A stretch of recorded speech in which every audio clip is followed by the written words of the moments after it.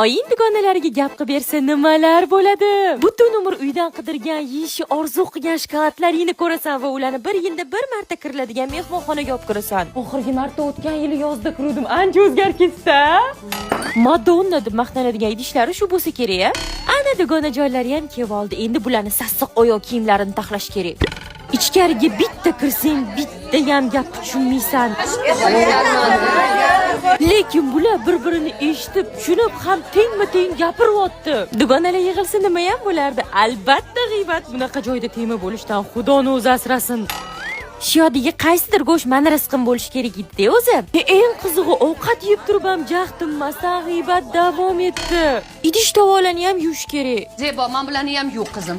Nima banam po'chog'i? O'z dasturxonda yegim kelgan bitta banam bordi, shuni ham yeb tashlashibdi. Bugun ishlab kiyimlaring dabdala bo'ladigan kun. Aytgancha, bavi bor-ku.